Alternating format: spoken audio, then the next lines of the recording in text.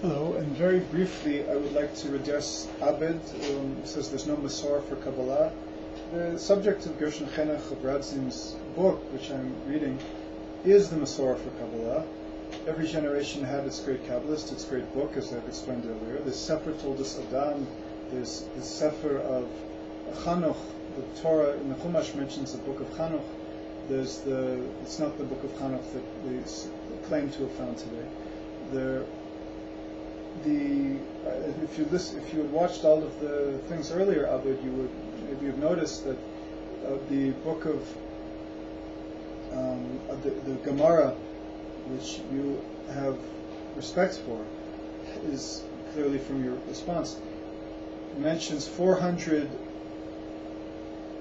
chapters in Avram Avinu's version of Avodah Zarah, of the tractate on idolatry. Now the Talmud only has 10 or so, 7 to 10, I don't remember, chapters in the tractate Avodah Zarah, that part of the Talmud. So what happened to the missing chapters? That is to say that what we have now is what was needed for this generation, which was passed on, and what was back then was everything they needed to get away from physicality, because it was very different to serve God before the giving of the Torah than after. And we addressed this subject. All of these chapters need to be discussed and explained. I'm reading it, and this is food for discussion. The Gershon Chenach Radzin is not the Rivash. The Rivash, I don't know if he's a Rishon or an early Achron. He's a great halachic authority, and it's correct what he says. You need from an approved Chacham. The Radziner, who I'm reading, was one of the great rabbis of his generation, and was worthy of passing on the tradition. On the other hand, is what the Rivash was talking about was secrets, and we're talking about introductions. This is an introduction. It's not revealing secrets. The conditions for learning Kabbalah are that first of all somebody wants to, second of all he is God-fearing, third of all he is dedicated to the mitzvot, and fourth, having a beard and being married are other requirements that other people have to be. In the old days of the Rivash, according to Rabbi Mordechai Scheinberger, one of the leaders of Torah in Jerusalem today, Rabbi Mordechai Scheinberger Shlita said that in the days of the Rivash you needed to know the 7 sciences in order to study Kabbalah, meaning you had to be expert in philosophy and history and mathematics and medicine. And nowadays, and then after that you could study Kabbalah, the mysteries of the chariot, the mysteries of creation. Nowadays all you really need to know is Hebrew. He said that, of course, very cynically. A person needs to know the Tanakh. A person needs. I don't believe people should study Kabbalah unless they are dedicated to mitzvot and decent moral people. Everybody makes mistakes. The Kabbalist doesn't have to be perfect. There are no perfect men. We're not Christians. We're Jews. We don't believe that there are any perfect men. We're not communists. We don't believe that Stalin is a perfect man. I mean, there are no perfect men or women. People make mistakes, but even King David made mistakes, and even Moses made a mistake. But the point is, one has to be striving for purity, striving for kedusha, which is even greater than purity. And this book that I'm reading is an excellent introduction, and it does actually show the Masorah of Kabbalah as well as what I call the vertical revelation of Kabbalah in each generation. And it's an introduction. It's not going to make you crazy.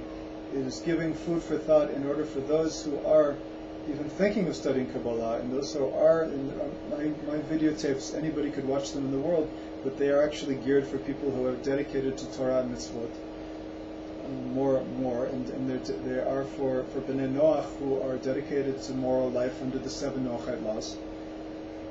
And so such people are worthy vessels for the study of Kabbalah.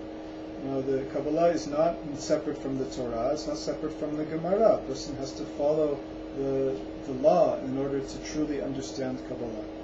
Following the law and being an ethical person. Not perfect. Nobody's perfect. However, loving God, loving Israel, and loving the Torah is perfectly enough. In the next 7 minutes, we're going to continue with the introduction of Gershon Chanach of Radzin. And Abed, your words are, I like your questions, they're good questions. One should learn Kabbalah from an approved Chacham. And then again, when we're talking about that, is talking about the depths of a Kabbalah. The introductions, anybody could read a book by Aryeh Kaplan. I have a friend who's sitting in jail, who's a murderer, who's paying his debt to society. I sent him a book from Aryeh Kaplan. So, go figure.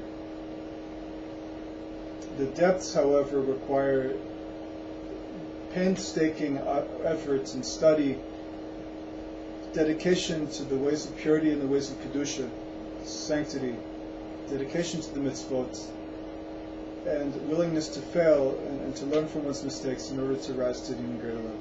Not that one looks for failure, but I'll just finish with the statement of the Gemara. It says, Sheva Yipol Tzadik V'Kam. A tzaddik falls down 7 times and gets up every time. That's the Psalms. Sheva Yipol Tzadik V'Kam. No matter how many times you make a mistake, you get right up and you push right on. The Gemara says, Ein omdim al Torah eli im kem nichshal behem. The Gemara teaches us you cannot fulfill the words of Torah unless you have failed in them. It does not mean one should look for failure, God forbid, or one should be happy with failure. It means that inevitably there will be failure. And I'd say Kal V'chomer, Ben Benoshel Kal V'chomer. How much more so this is true with the study of Kabbalah. That you can't understand it unless you've actually made a mistake in it, failed in it, and then gotten up again and learned from your failures and moved on and kept going. Please God, we should only all learn Kabbalah and follow the law with love and fear of God for the right reasons.